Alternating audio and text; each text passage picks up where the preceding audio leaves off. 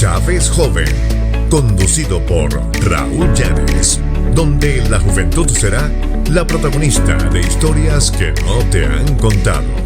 Hay que estar atento. Yo ahorita aquí estoy como una esponja, absorbiendo el conocimiento de ustedes. He escuchado a nuestro presidente Nicolás Maduro que habla sobre que Venezuela va a ser la China latinoamericana. ¿Es verdad? ¿Cómo sería eso? ¿Me puedes explicar un poco a todos esos jóvenes? Te digo que tú eres una expresión de esos nuevos jóvenes que están emprendiendo y que están abriéndose camino en este hermoso país que es Venezuela. Saludos, de esta manera iniciamos nuestro tercer episodio de este podcast Chávez Joven, conducido por Raúl Llanes. En el día de hoy tenemos como invitado especial un hombre nacido y criado en Guarenas, Guatire, un hombre luchador, guerrero, un maestro, Rodolfo Sanz, de manera pues que es diputado de la Asamblea Nacional y nuevamente candidato. Y pues bueno, si me pongo aquí a narrarle su trayectoria, creo que no me bastaría este programa. Rodolfo, bienvenido. ¿Cómo está? ¿Cómo se siente primeramente? ¿Cómo se encuentra? Bueno, Raúl, muy bien. Gracias por la invitación a este podcast joven, de Chávez Joven. Me parece una iniciativa formidable. Además, es un espacio muy agradable, muy bonito,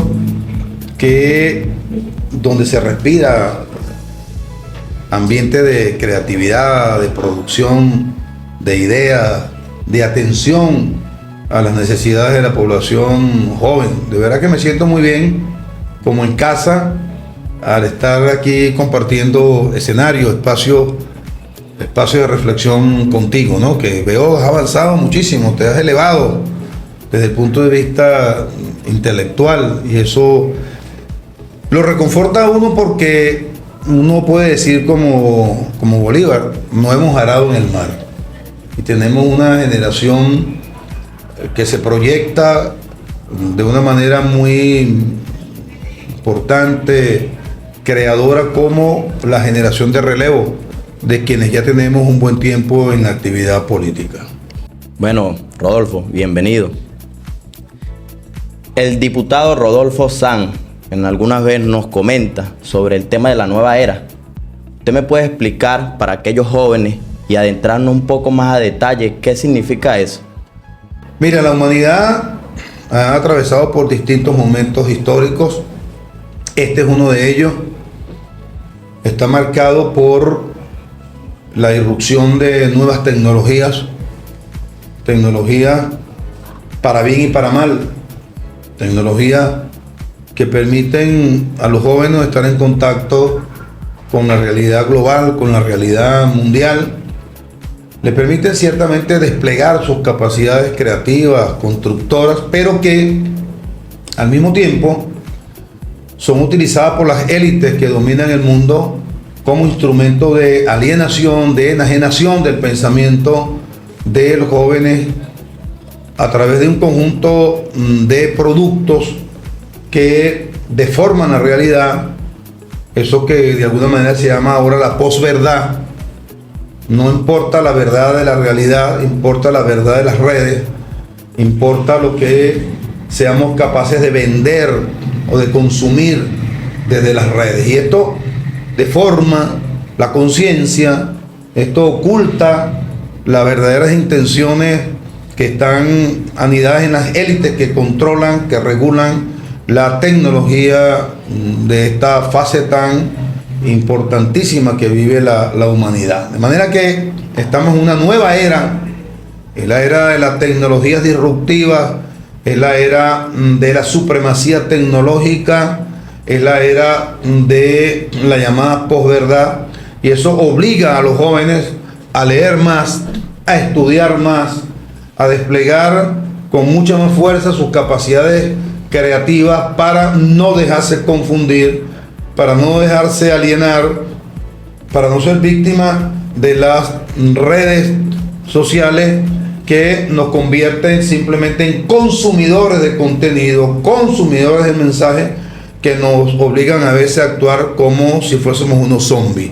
Es una era de grandes incertidumbres, también de grandes posibilidades, por lo que se requiere de una inteligencia suprema en nuestra juventud para orientarse correctamente en un mundo tan complejo como el de hoy. Bueno, Rodolfo, ya que me habla de manera que es verdad lo que me está comentando, nosotros ahorita los jóvenes o algunos jóvenes que no tienen la orientación de la experiencia como usted, a veces hemos decaído y nos hemos visto forzados por la oposición que en algunas veces nos ha tratado de meternos esos malos pensamientos a los jóvenes a través de las redes. ¿Cómo vamos a enfrentar o cómo vas en este momento a enfrentar este debate o para eliminar el tema de la maldad en la comunicación de las redes y todo eso? Esto que ustedes están haciendo aquí es parte de lo que tenemos que hacer. Tenemos que multiplicar espacios como este. Estudio de grabación, estudio de conversación, estudio de producción de ideas, de producción de contenido, de difusión de los mensajes que puedan contrarrestar la basura que a veces se difunde desde las redes sociales. Hoy, con la presencia de nuestro gobernador Elio Serrano en los Valles del Tuy, los cultores le pedían que creara en cada casa donde se despliegan actividades artesanales, en cada casa donde se practica algún baile del folclore nacional, la existencia de un centro de grabación, de un centro de producción de contenido, porque no basta con la presentación en vivo. No se trata solo de la presencia física de los cultores, de los multiplicadores de ideas, de los artesanos en una determinada comunidad o en una determinada casa. Si eso no es transmitido por las redes, si eso no es transformado en mensajes que puedan multiplicarse en fracciones de segundo, en minutos, en horas, realmente queda a mitad de camino, queda como si no se hizo. De forma que parte de la iniciativa que ustedes han tomado es el camino por el cual debemos transitar para crear eso que se conoce en geopolítica como el poder blando. Hay que construir el poder blando de la juventud, que no es más que la creación de una especie de industria cultural que fabrique contenido, que promueva los valores de humanidad, de honestidad, de sabiduría, que tenemos que difundir para poder contrarrestar todas las praxis teóricas e ideológicas que los grandes medios, los poderosos que están detrás de las redes sociales, detrás de la tecnología digital, se encargan de difundir a diario, que muchas veces destrozan lo que tú haces en una semana, lo que tú construyes en la realidad en una semana, en un mes, en 5 minutos. Con contenido que destruyen la realidad, transforman definitivamente la conciencia de los jóvenes, de los adultos mayores y de todos aquellos y aquellas que tienen acceso a las redes sociales. De verdad que gracias de verdad, porque esos consejos que usted da, hay que estar atento. Yo ahorita aquí estoy como una esponja, absorbiendo el conocimiento de usted, de que, pues bueno, ha tenido, como anteriormente lo había dicho, usted ha tenido un hombre que ha tenido mucha trayectoria de vida personal y políticamente.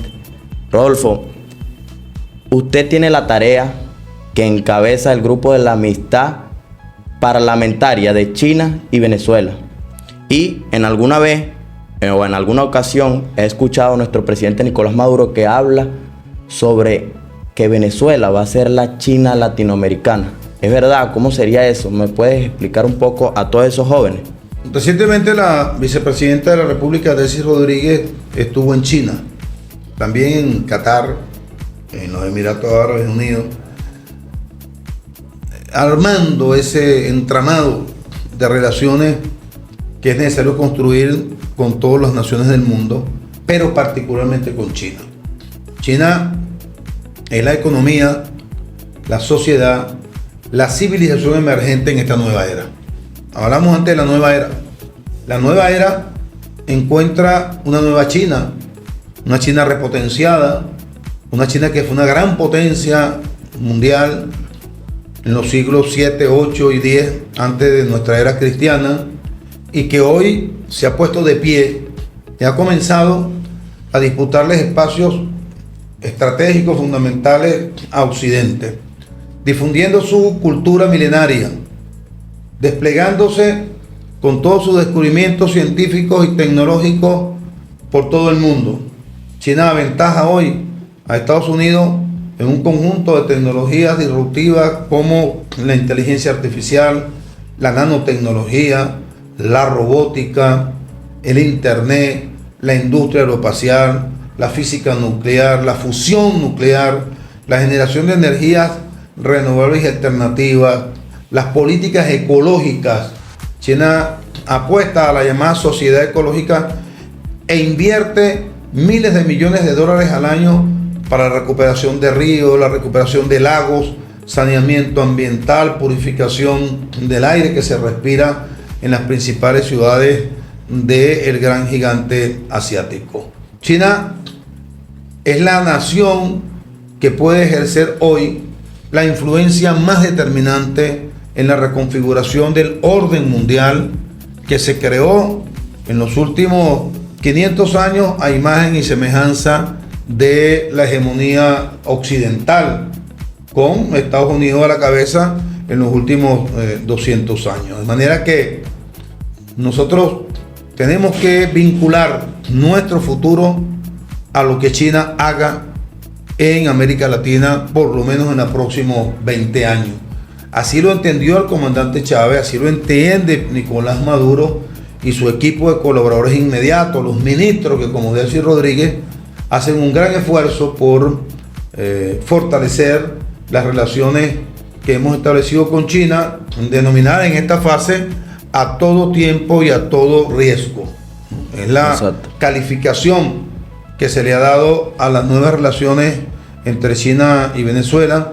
Es un peldaño en las relaciones diplomáticas que solo tiene Pakistán, Venezuela y Rusia, y eso ya habla del nivel de relacionamiento que hay entre la potencia China y Venezuela. China es la economía emergente más importante hoy del mundo globalizado, y nosotros tenemos mucho que aprender del modelo económico chino, del modelo político chino, de la diplomacia china en todo el mundo, de los planes de cooperación que China despliega en Asia, en África y también en América Latina. Si me pregunta, China es para mí el paradigma más importante que tiene hoy la revolución bolivariana en el mundo. No, efectivamente. China, yo digo que actualmente y de estas décadas que hemos vivido, o bueno, yo como joven, he visto que China, un país primermundista, que ha tenido muchas virtudes. Yo digo que los chinos están un poco avanzados en lo que es el tema de la tecnología y muchas cosas más. Rodolfo, yo estuve investigando sobre usted un poco y vi que usted fue uno de los líderes principales de la rebelión del 27 de febrero. ¿Cómo surgió eso? Bueno, nosotros sí somos protagonistas de ese acontecimiento histórico, 27 de febrero de 1989. Guarenas Guatire siempre fue una subregión de un alto potencial político. Ahí se fundaron todas las organizaciones de izquierda radical y conservadora de las décadas del 70 y del 80, estuvieron presentes en la población de Guarenas y Guatire.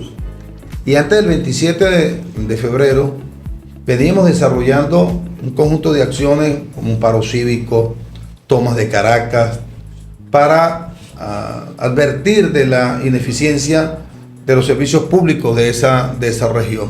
Pero se atravesó además el paquete neoliberal que Carlos Andrés Pérez había firmado al llegar al gobierno con el Fondo Monetario Internacional, que generó un aumento de la gasolina, y en la zona de Guarenas y Guatire siempre ha sido una región explosiva por el tema del transporte, en virtud de que la gran mayoría de la masa económicamente activa de Guarenas y Guatire debe desplazarse para Caracas a trabajar en la ciudad capital. Y el detonante de ese movimiento fue el aumento del pasaje como consecuencia del aumento del combustible decretado como condición sine qua non para que Venezuela pudiera acceder a los créditos que el Fondo Monetario Internacional y el Banco Mundial habían otorgado al presidente Carlos Andrés Pérez en esa época. Y se produjo una rebelión a partir de una gran marcha que convocamos en el terminal de pasajeros de la urbanización Trapichito. Eso en Guarena. Guarena se denomina urbanización Manuel Martínez Manuel, conocida como Trapichito porque allí estaban los grandes trapiches de caña. Allá he jugado fútbol, allá. De las haciendas que existieron en la ciudad de Guarena. Y desde allí se desencadenó un proceso de insurrección popular que prácticamente llevó a la ciudad a desbordarse para que los pobladores pudieran tener acceso a los alimentos, a los utensilios que en virtud de la alta inflación que ya se venía experimentando desde el llamado Viernes Negro en 1983, pudieran tener acceso a ellos durante esa jornada del 27 de febrero del 89. Fue una gran marcha que dirigimos al principio, todos los que estábamos vinculados a la dirección vecinal y estudiantil, que después el pueblo impuso su única y sólida voluntad. Nosotros nos convertimos sobre en orientadores de lo que el pueblo protagonizó, no solamente el 27, quiero decirte que los acontecimientos del 28 fueron de una fuerza superior a lo del 27. Lo del 27. Lo que pasa es que el 27 estalló el movimiento. Fue el día, pues. Fue el día que estalló el movimiento, pero el 28, puedo decirte que la efervescencia de masa, la participación popular fue superior. Eso fue lo que obligó al gobierno el 28 a las 6 de la tarde a decretar el estado de excepción, el estado de sitio. Pero ya los acontecimientos del día habían marcado una ruta según la cual el pueblo ya no iba a regresar a sus casas, según la cual los cerros que habían bajado a la zona central de la ciudad de Caracas, que se encadenó con Guarena, marcaba la pauta, pues, de lo que ocurrió tanto el 28 como en los días posteriores a esta fecha. Fue de verdad, como dijo el comandante Chávez, el inicio de la revolución bolivariana. El inicio. Porque luego, en el año 92, salieron los compañeros militares con la gran rebelión del 4 de febrero del 92 y luego el 27 de noviembre de ese mismo año. Chávez decía que el antecedente inmediato de la insurrección militar, de la rebelión militar del 4 de febrero había sido el 27 de febrero de 1989. Y realmente fue así. Y hubo una característica especial. El 27 de febrero salió el pueblo a la calle y los militares no salieron. No acompañaron al pueblo, al contrario. La mayoría de los muertos se produjeron el 28 durante la tarde y la noche. Sacaron a la Fuerza Armada a masacrar al pueblo que ya había protagonizado los acontecimientos del 27 y el 28 en el día, que ya estaba en su casa. La mayoría de los muertos se presentaron cuando el ejército y la Guardia Nacional ocuparon los barrios y comenzaron a disparar a mansalva a la gente que estaba. Muchos de ellos fueron muertos dentro de sus casas, durmiendo, ¿entiendes? Decretan el estado de sitio. Y el 4 de febrero salieron los militares en insurrección y el pueblo, por la duda que sembró la masacre del 27 de febrero, no salió a acompañar a los militares. Pero sin duda alguna, ambos acontecimientos, la rebelión popular y la rebelión militar, crearon las condiciones para el triunfo que en 1998, en las elecciones, obtuvo el comandante Hugo Chávez como el líder de todo ese movimiento que se dio a partir del 4 de febrero de 1992, inspirado en los acontecimientos de febrero de 1989. Así que rebelión popular y rebelión militar están atadas por un hilo de continuidad histórica que se manifestó victoriosamente en 1998, 6 de diciembre de 1998, cuando el comandante Chávez asume el poder en Venezuela. Maravilloso, de verdad que tanto conocimiento en usted, de verdad que lo felicito y de verdad lo admiro mucho yo, con todo respeto. Rodolfo, ¿qué opina usted de la extrema derecha del mundo, de Venezuela y del mundo?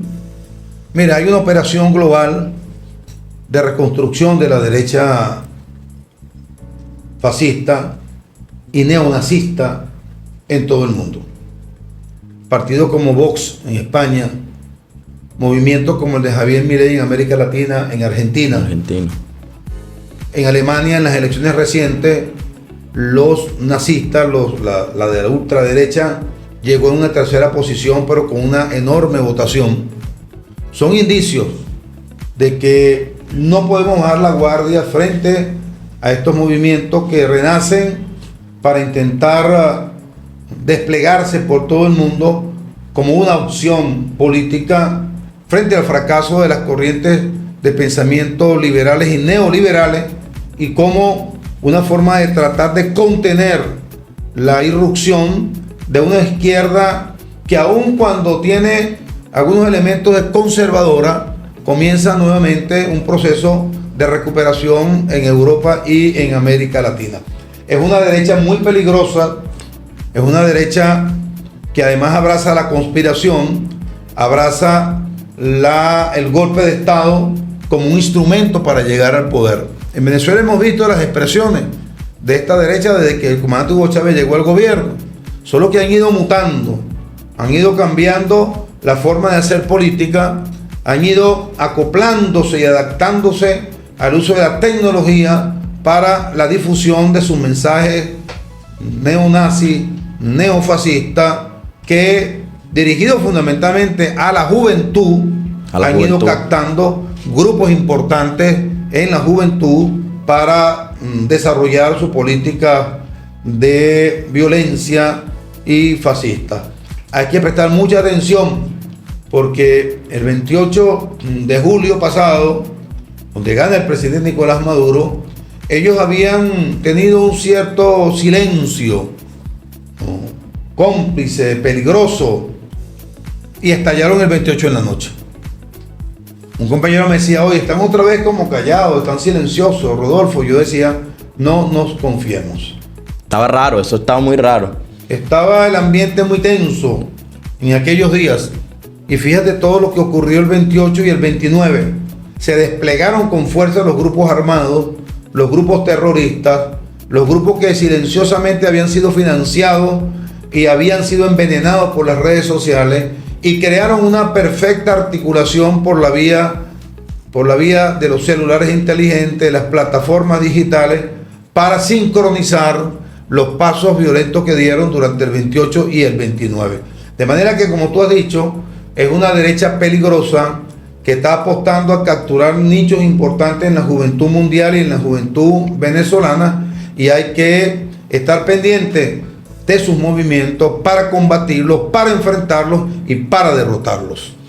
La extrema derecha de Venezuela, he notado en algunas ocasiones que intentan a través de las redes sociales victimizarse.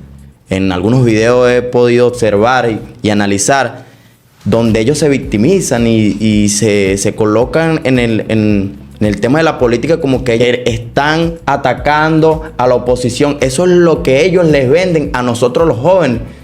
De manera, como usted lo dice, es para atraparnos. Porque a veces, como lo decía anteriormente, las redes sociales son muy importantes, muy necesarias para la juventud y para el mundo entero. De verdad que sí, yo estoy de acuerdo con eso. Pero hay que saberlas utilizar y que saber ver, que saber visualizar y prestar atención. Por eso les pido siempre a todas las personas como usted, adultas con experiencia, que están muy centrados y organizados en su vida, que saben que la extrema derecha está intentando arrebatar, porque intentan arrebatar las vidas de los venezolanos. ¿Cómo intentan en los Estados Unidos, de todos esos migrantes y toda la cosa, que ellos mismos los agarraron? Ellos se metieron en el negocio de sus vidas. Secuestraron a tantos venezolanos, culpándolos solo por tener un tatuaje. De verdad que, o sea, yo no entiendo qué tan fuerte puede ser el odio de la extrema derecha y de la oposición venezolana. ¿Cómo usan los iconos, no? Vos acabas de decir algo importante. Hoy tienen un tatuaje en Estados Unidos, es símbolo de delincuente. Sí. Es sinónimo de delincuente, pero ¿Por qué no meten preso a todos los jugadores de baloncesto en Estados Unidos? De fútbol. A todos los jugadores de fútbol que están tatuados. Sobre todo en el baloncesto, el tatuaje de los basqueteros estadounidenses. De manera que ellos convierten un ícono de su propia cultura, lo criminalizan y lo usan contra los latinos, contra la población débil y sobre todo judicializando a ciudadanos honestos, como lo han hecho con los venezolanos en los Estados Unidos, y enviándolo a una cárcel que se ha convertido en un centro de concentración neonazi en todo el mundo, que es el llamado SECOT, la cárcel internacional de este señor Nayib Mengele. Nicolás le dice Nayib Mengele porque Joseph Mengele era denominado el agente de la muerte en la policía política de Hitler. Era un médico que experimentaba con los judíos vacunas. Sí, experimentos. Experimentos biológicos de todo tipo, ¿no?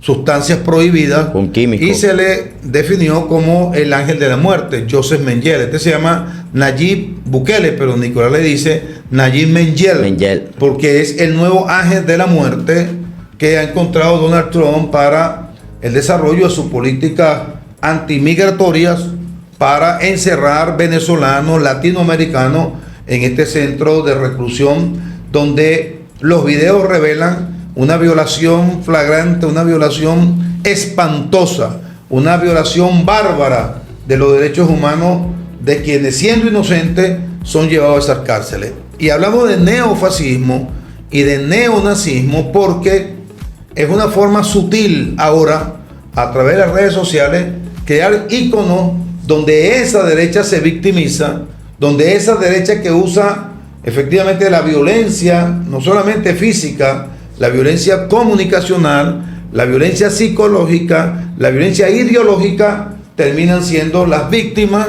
de un mensaje que ellos han difundido contra los latinoamericanos, contra los sectores pobres del mundo, y eso lo hace mucho más eficientes a ellos en la captura de la mente de los jóvenes.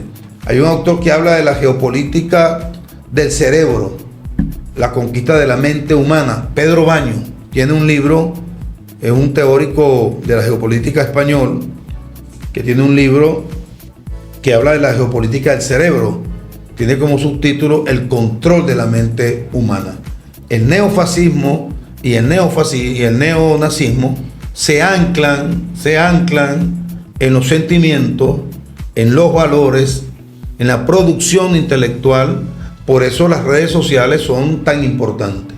Por eso la inteligencia artificial es el principal instrumento que tiene hoy esta derecha para intentar conquistar la mente de la juventud del mundo para el desarrollo de sus planes, que dan la impresión de que son cosas normales, son sentimientos propios de los seres humanos, cuando en realidad tienen un veneno oculto que cambian radicalmente la percepción que los jóvenes pueden tener de la realidad, pero sobre todo del mensaje y de la presencia de los antivalores de esta derecha neofascista y neonazista del mundo. Rodolfo, Movimiento 28 de Julio. ¿Cuál es el Movimiento 28 de Julio y cómo puede incluir a los jóvenes en ese movimiento?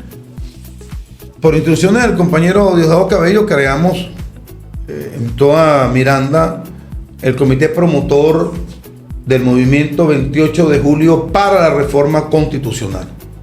Este es un tema sobre el cual no estamos metiéndonos en esta campaña electoral.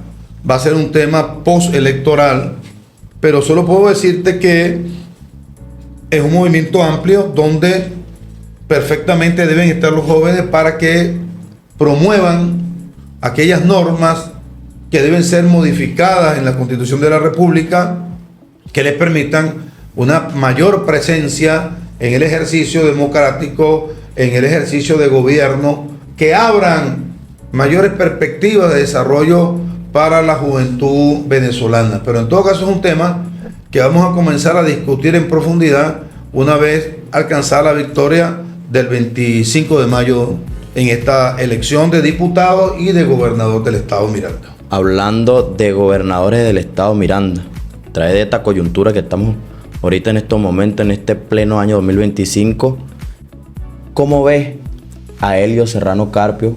¿Qué opina usted de él y cómo lo ve en este momento electoral? Mira, Elio es un extraordinario candidato. Yo vengo de una asamblea con la estructura política de nuestro partido Socialista Unido de Venezuela y el Polo Patriótico en la Casa Cultural. Y allí dije que Elio es un hombre que ha venido logrando una conexión con el pueblo como la logró Chávez. Chávez tuvo una gran virtud y una característica de su liderazgo carismático, que es que se conectaba espiritual, sentimentalmente con la gente. Había casi una conexión religiosa en el sentido de la espiritualidad entre Chávez y la gente, que fue lo que nos permitió a nosotros tener un pueblo en condiciones de resistir todo lo que hemos pasado desde 2015 hasta el momento en que la economía comenzó a tomar nuevamente su rumbo de crecimiento y de estabilización. Chávez llegaba fácilmente a la gente, porque era como la gente, hablaba como la gente, se comportaba como la gente, no tenía conducta rebuscada, hablaba en un lenguaje muy sencillo, muy llano, que la gente lo entendía. Así es el compañero Elio Serrano. Yo he escuchado señoras en los actos y los recorridos diciendo: me gusta ese candidato, mira, habla como nosotros, es igualito a nosotros. Y Elio ha hecho de su personalidad la mayor fortaleza de él como candidato en esta contienda electoral. Después ha dicho que es un hombre de un gran conocimiento de la realidad del Estado, sobre todo el sistema de servicios públicos vinculado al agua potable, al gas, a la energía eléctrica. Maneja como nadie los sistemas electorales, los sistemas de servicios públicos, y creo que con ese conocimiento, con el apoyo del gobierno nacional, con participación de los alcaldes, Elio va a estar en condiciones de resolver problemas que hoy aparecen como nudos críticos para la prestación de servicios públicos fundamentales como el agua potable. Con su conocimiento, con la participación del gobierno nacional y local, vamos a resolver con Elio los problemas que todavía nos quedan en el estado bolivariano de Miranda. Y por último, es un hombre que conoce de las potencialidades económicas del estado. Miranda es un estado que rodea la capital de la República. Es un estado donde hay una síntesis sociológica y geográfica del país. Aquí puede hacerse turismo de montaña, turismo de playa, turismo de selva. Tú te vas hacia Barlovento, hacia la montaña del Bachiller, y eso es un paisaje hermoso, una selva tropical húmeda muy intrincada, muy hermosa, donde hay calles de agua que forman piscinas naturales. Te vas hacia Barlovento y están las grandes playas que tenemos en Barlovento. Te vas hacia el Jarillo y tenemos turismo de montaña. Allá se hace parapente. Te vas vienes a los valles del Tuy, en Yare, la represa, en natación. Tiene áreas de producción agropecuaria, tiene áreas de producción agrícola. Es un estado realmente completo, es una síntesis de lo que es Venezuela. Elio tiene conocimiento de ello, sabe qué sectores potenciar, y por si fuera poco, tenemos unas poligonales industriales que han venido reactivándose, que si realmente se colocan a un 100% de su capacidad de producción, para lo cual tiene que ayudar el compañero Elio Serrano, no habría necesidad de que los tulleros, los barloventeños, los habitantes de Guardas y Guatire tengan que ir todos los días a Caracas a trabajar, regresar tarde en la noche, agotados, para levantarse nuevamente tempranito e ir otra vez a su jornada laboral, porque se crearían puestos de trabajo en cada una de las subregiones del estado Miranda, donde esas poligonales urbanas garantizan un empleo digno, un empleo industrial, un empleo en transformación, que es lo que genera estabilidad en el largo plazo en la familia y un ingreso de una alta remuneración. Una pregunta como joven, como un chamo, ¿Elio incluirá a su gobierno la juventud? ¿De qué manera? ¿Cómo Elio nos va a poder apoyar a nosotros los jóvenes?